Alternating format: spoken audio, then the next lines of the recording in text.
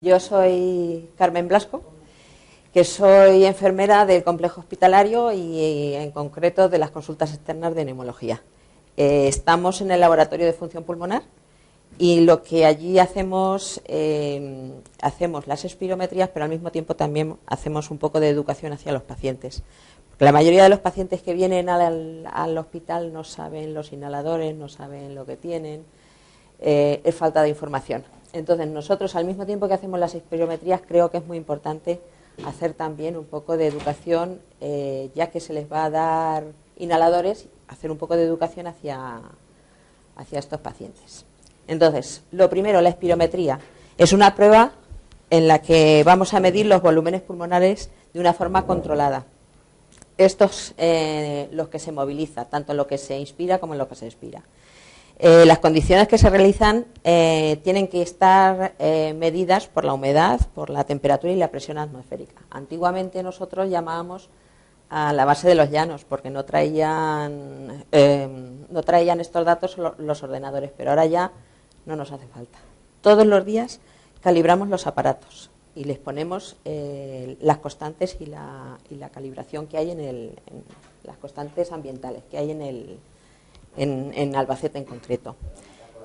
Se le varía, tenemos que meter las variables de sexo, edad, talla y peso del individuo, porque nosotros tenemos ahora mismo los teóricos de Roca, que son de Barcelona. Hay muchos teóricos, están los teóricos de Estados Unidos, que normalmente son más altos que los nuestros. Entonces, si nosotros ponemos a un señor que es de Estados Unidos, le ponemos los teóricos nuestros, nos va a dar unas cifras que no corresponden a lo que es. Entonces nosotros vamos a hacer el material que necesitamos, lo primero, que el ordenador esté perfectamente calibrado. Para ello, yo me he traído aquí del hospital una jeringa que no sé si tendréis, porque nosotros en el hospital lo calibramos todos los días. Todos los días se calibra el aparato. Una silla cómoda con respaldo, porque hay veces que el enfermo se marea. Del esfuerzo de hacer la espirometría, más de uno se ha mareado. Y entonces, el que esté en una silla, no que esté en un taburete o que esté de pie. En unos sitios lo hacen de pie. Pinzas nasales para que no se le escape nada de aire por la nariz. La báscula y el tallímetro, porque les tenemos que meter las constantes, su peso y su talla. Las boquillas semirrígidas, nosotros utilizamos unas que son con filtro bacteriano. Aquí se emplean de cartón. Hemos comprobado que las de cartón, con el uso de un enfermo, de otro, aunque son distintas boquillas, suelta polvillo. Entonces eso hace que en el traductor del espirómetro se ponga polvillo y se obstruya, por así decirlo. Entonces nos puede dar también datos erróneos. Anotar las variables, que ya lo he dicho, atmosféricas, y disponer de un broncodilatador de acción rápida, porque hacemos la espirometría basal, le decimos al enfermo que no se tome los inhaladores y después le damos el broncodilatador y esperamos un cuarto de hora y le hacemos la espirometría con broncodilatador. Lo hacemos siempre, porque incluso con enfermos que hemos podido comprobar que son asmáticos y que están en una fase buena, les hacemos la espirometría. Si luego son asmáticos, le damos el broncodilatador y aunque estén con los niveles normales, pueden mejorar, o sea que tienen una capacidad mayor, lo único que están bajos. Entonces siempre hacemos la espirometría basal y la broncodilatadora y un espacio físico adecuado. No vale con que sea ahí un sitio que no tenga las condiciones. Bueno, la preparación del paciente. El paciente le tenemos que decir que no tiene que tomar el día ese los inhaladores, los broncodilatadores. Ahora hay más medicación, entonces tenemos que saber qué medicación está tomando, porque depende de la medicación. Hay unos que tienen duración de 12 horas y hay otros que tienen duración de 24 horas, incluso de 48. Entonces tenemos que saber lo que toman. No necesita estar en ayunas.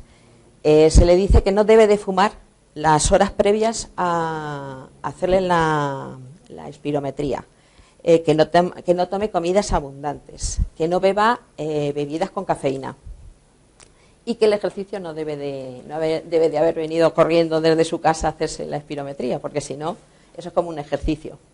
Y ropa cómoda, para que no le apriete el cinturón, para que no esté encorsetado. Bueno, este es un cuadro de los aerosoles que normalmente toman los enfermos. Entonces aquí, con relación a esto, pues ya le diremos lo que tienen que tomarse o no tomarse y cuánto tiempo deben de estar sin tomarse el tratamiento. Bueno, el procedimiento para hacer la espirometría. Lo primero que vamos a hacer es registrar la edad, el peso y la talla. Es muy importante, porque además lo hemos comprobado, de eso de que te equivocas y pones un dato erróneo y entonces nos dan unas cifras que no corresponden. La edad no es lo mismo un enfermo de 18 años que de 80, porque la flexibilidad de su pulmón no es lo mismo. Entonces tenemos que poner la edad, es muy importante. La talla, una persona alta no tiene la misma compresión, por así decirlo, que una persona baja. Y el peso, también hemos hecho estudios y hemos de los enfermos con obesidad mórbida, y hay enfermos que lo hemos podido comprobar, sobre todo, es más, en las mujeres que en los hombres, porque los hombres lo que aumentan es el abdomen, mientras que la mujer es en la caja torácica. Entonces, tienen más compresión, no les dejan respirar igual a un hombre que a una mujer. Bueno, se les debe informar de lo que se le va a hacer, para que no le coja de susto y sepa cómo debe de realizar la maniobra. Debe de estar sentado a 90 grados. Pinzas nasales, para que no se le escape, y las órdenes deben ser claras y tajantes. Hacemos la espirometría y entonces para elegir, según la SEPAR, se tiene que ver las espirometrías que tienen buen trazado. No puede ser que una espirometría se haya empezado un segundo después, porque uno de los datos que nosotros tenemos es el FEV1, que es la fuerza en el primer segundo, la fuerza expiratoria en el primer segundo. Entonces, si aparece 2 minutos después el pico, no nos dan los mismos resultados. Entonces, no es correcta ese trazado. Tenemos que tener claro cuál es el trazado correcto. Se tiene que hacer máximo 8 y mínimo 3. Mínimo 3 porque se tienen que coger 2 iguales. Y máximo 8 porque la SEPAR dice que ya con más de 8 el enfermo se cansa, con lo cual ya no te va a dar correcta la maniobra. Se coge las 2 mejores. La máxima diferencia de un 5% o una diferencia de 200 mililitros en la capacidad y en el FEV1. Y la suma máxima del FEV1 y la capacidad vital. Los parámetros más útiles que nosotros utilizamos, hay muchos, las máquinas dan muchos, pero los que nosotros realmente utilizamos son la capacidad vital, que es el FEV1 o BEMS, que es el volumen máximo expirado en el primer segundo, el PET, que es el flujo pico, el FEV1 partido por capacidad vital, que es indicador del grado de obstrucción, y el MEF, que es el flujo expiratorio entre el 25 y el 75. Estos son los parámetros que utilizamos normalmente. Indicaciones. ¿Para qué se utiliza la espirometría? Pues para hacer un diagnóstico y una evolución. Nosotros tenemos al enfermo que ya lo hemos diagnosticado y tenemos que ver cómo va con relación al tratamiento que se le está dando. Un control evolutivo, monitorización de un tratamiento, evaluación preoperatoria, nos lo piden mucho últimamente los cirujanos torácicos, porque depende de la capacidad y de cómo esté. Hay algunos que los echan para atrás, depende de su espirometría. La incapacidad laboral, síntomas respiratorios que no son concretos, que no se sabe de todo eso, entonces nos piden una espirometría pues, para hacer un estudio. Y epidemiología. Las contraindicaciones, tiene sus contraindicaciones. Falta de compresión o colaboración. Hay enfermos que no son mayores o que no entienden lo que nosotros le decimos, entonces no les podemos sacar de donde no hay. Neumotoras.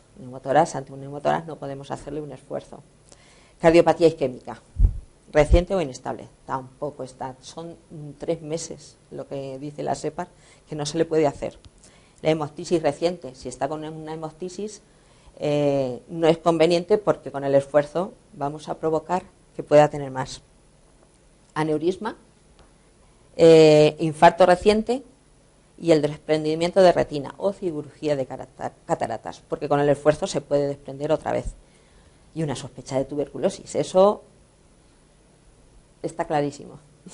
Bueno, la prueba broncodilatadora, hemos hecho la basal, perdonad.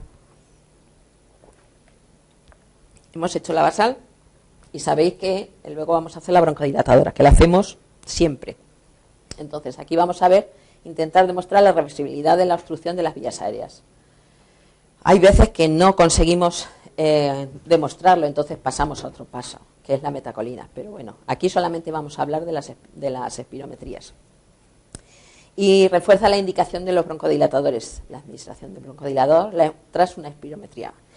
Entonces, aquí tenemos un cuadro que es lo que nosotros vemos, el positivo. El positivo es que el FEF1 o la capacidad vital esté superior al 12% o un aumento de 200 mililitros en volumen. Cualquiera de las cosas, o la capacidad o el FEF1, o los dos, eso ya, pero bueno, que no hace falta que sean las dos determinaciones. Y positivo significativo es cuando es ambos, la capacidad y el FEF1, un 12% y 200 mililitros, o sea que tienen que tener los dos valores, 200 y un 12%. O un MEF. Ahora, la última revisión de la SEPAR, el MEF, no lo valoran ya, no sé por qué. Bueno, esto es una curva normal que podéis ver, creo que lo veis más o menos, es la forma que tiene. Es muy importante saber también la forma que se tiene, porque así ya te das una idea de lo que es. En esta curva es como el gorro de un gnomo. Tiene una capacidad normal. Aquí te aparecen los teóricos, que es el teórico lo saca la máquina según su peso, su talla y su edad. Por eso es muy importante hacerlo siempre. Nosotros, aunque haya sido de hace 6 meses, lo volvemos a pesar y medir. Entonces, el teórico es lo que la máquina saca, según el ROCA, lo que nosotros tenemos de teóricos. Esto, que no va bien, esto es lo que él ha medido y esto es el tanto por ciento que saca. Entonces, en la capacidad vital, el teórico es 3,780, él ha sacado 3,820, es un 101%, con lo cual es una espirometría normal. El FEV1, que es también lo que nosotros medimos, que está en un 112, y el cociente, que en el cociente tenemos aquí, que es un 101 también, ¿vale? Esto es una espirometría normal. La prueba broncodilatadora. Aquí, este es un ejemplo de prueba broncodilatadora no significativa. No significativa, ¿por qué? Porque la capacidad es normal, tanto en la basal como en la broncodilatadora. Si os dais cuenta, ha soplado 4,900 y 5,300. Un 110 y un 120. Ha mejorado un 9,3%. Y en el FEF1, igual un 72 y un 79, otro 9%. Con lo cual, el 12% de mejoría no lo ha hecho. Pero sí que ha mejorado más de 200 centímetros cúbicos. De 4,920 a 5,370. Ahí están más de 200. Entonces, esto es positivo, no significativo, porque no tiene los dos datos. El que sea más de 200 y un 12%. La broncodilatadora positiva significativa. Además, estas curvas nos gustan porque es que se ven claramente cuando es un broncodilatador positivo. Entonces, tenemos que lo que ha medido, que es un 85%, ha medido esto, un 85% relaciona al su teórico, el post, después del broncodilatador, un 111. Aquí ya hay de 5,400 a 7,9 más de 200 centímetros. Ha mejorado un 30%. Fijaros qué diferencia que hay, un 30%. Y en el FEF1 un 73%. Fijaros qué broncodilatadora más bonita. El patrón obstructivo. Bueno, el patrón obstructivo, nosotros tenemos los datos que nosotros damos. Bueno, la SEPAR. tenemos una caída del FEF1 o del FEF-V1 partido por la capacidad vital. Entonces, estos son los grados que nosotros tenemos. Por menos del 80 al 65 es ligera, del 65 al 50 moderada, del 50 al 35 severa y menos del 35 muy severa. Los ejemplos son de EPOC y asma. Aquí esto se está haciendo por el EPOC en concreto, pero también se puede sacar para el asma, que es muy bonito tanto uno como otro. Bueno, ahora vamos a ver la espirometría obstructiva. Este es se ve aquí la obstructiva. No, si os dais cuenta, la forma de la espirometría no es igual que la otra. Aquí es como si le hubieran metido un dedo y hubieran hecho presión sobre la curva. Tiene otra forma. Entonces aquí la capacidad es normal, pero el FEF-V1 está abajo. Si os dais cuenta, aquí de 2,0 tenía que haber soplado 3,83 y ha soplado 2,04. Está en un 53. Bueno, ahora nos vamos con el patrón restrictivo. El patrón restrictivo no podemos decir que es un patrón restrictivo hasta que no lo metemos en la cabina. En la cabina es para ver la pletismografía, que es para ver los volúmenes pulmonares. Pero bueno, os digo un poco de lo que es así a grosso modo, porque vosotros aquí no lo podéis hacer. Es la caída de la capacidad vital y el aumento del FEF1 partido por capacidad vital. Entonces aquí tiene los mismos valores, el FEF1 disminuido. Entonces tenemos de ligera, moderada, severa y muy severa. Ejemplos de enfermedades como enfisema, enfermedades de la pleura, enfermedades de columna, musculares, caja torácica y lesiones cicatriciales. La restrictiva es la obstructiva es que no deja pasar el flujo y entonces, por ejemplo, en los EPOC tarda mucho en salir el aire, le cuesta mucho, mientras que en la restrictiva es que tiene como si fuera el pulmón más pequeño, no tiene el pulmón, sino que por el motivo que sea, tiene menos capacidad. Entonces, si os dais cuenta, la capacidad está en un 62%. Tiene menos sitio para este aire. Y la espirometría mixta es que tiene los dos valores, tanto el de la obstructiva como el de la restrictiva. Tiene la capacidad y el FEF-V1. Esto es una espirometría mixta y este es el resumen de la interpretación.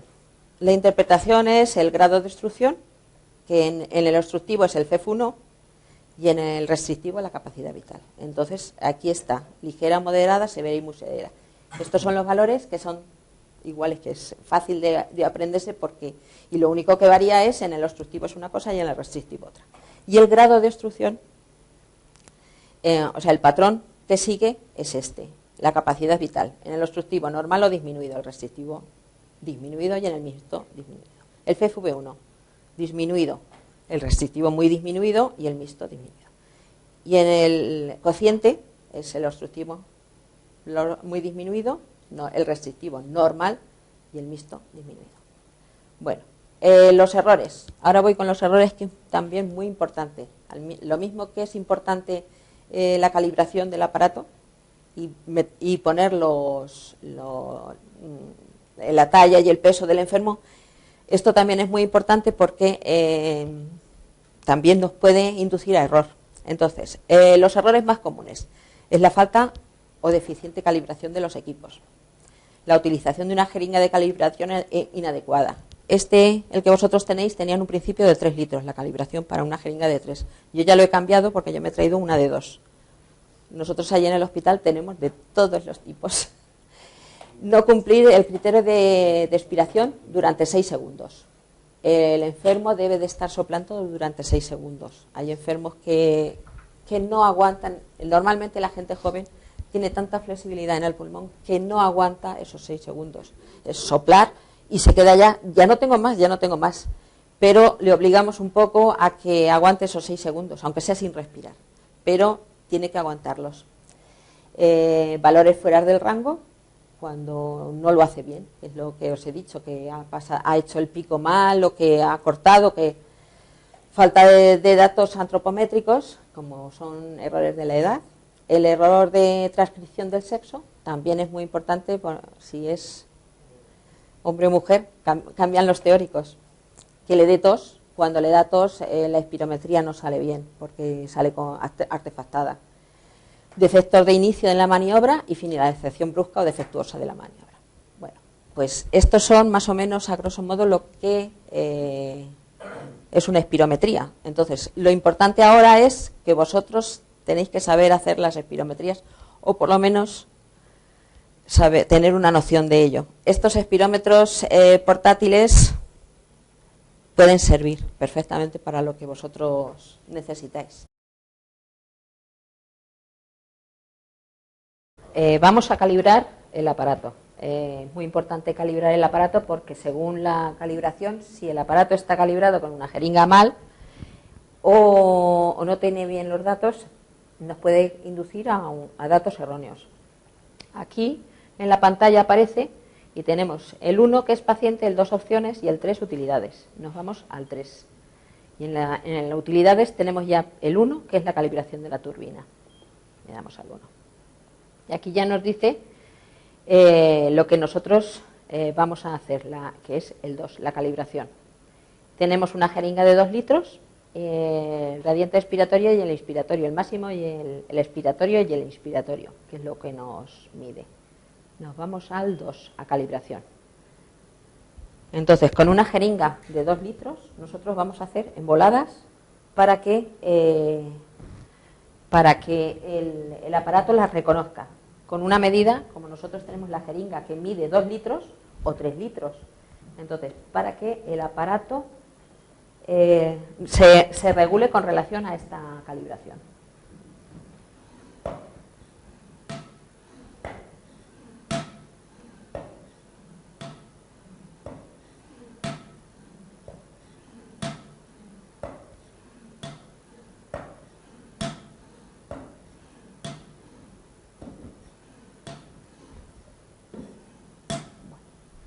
Le damos a confirmar. Esto es lo que no nos salió antes. No sé por qué no sale. Ahora, ya. Es que tiene que estar toda la pantalla. Le damos el expiratorio en 1006 y el inspiratorio en 1011. Es una pequeña diferencia que reconoce el aparato. Pero vamos, le damos a que sí y ya está calibrado. El expiratorio y el inspiratorio y con la jeringa de 2 litros. Y ya está, nos vamos a cero salir y ya podemos empezar con el enfermo, que le damos al 1 para ver los pacientes. El 1 es nuevo y el 2 para buscar pacientes antiguos, si queremos seguir a un paciente determinado con el tratamiento.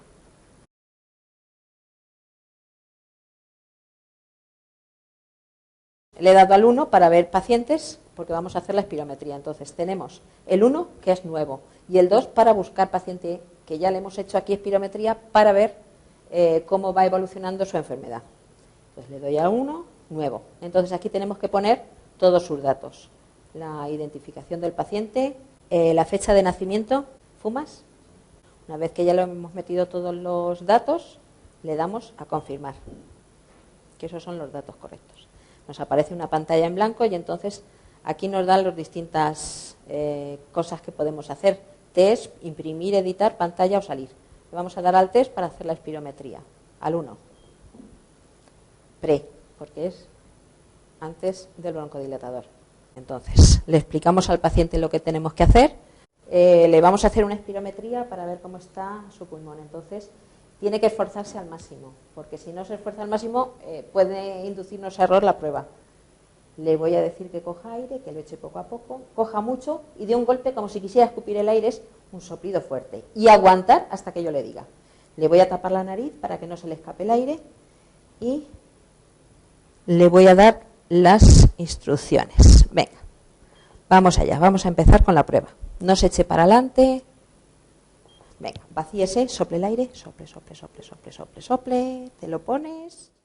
Coge mucho. Sopla fuerte, sigue, sigue, sigue, sigue, sigue, sigue, sigue, sigue, sigue, sigue, sigue, sigue, sigue, sigue, sigue, sigue. Vale, retírate. Perfecto. Bueno, ha salido muy bien la curva. Le damos a confirmar. Y entonces aquí nos da lo que ha soplado y lo medido. el teórico y lo medido. Estás en un 106%, con lo cual la capacidad se sale normal, ¿vale? Le doy al 2 a guardar y le doy al 2 para imprimir, ¿vale? Y ya está.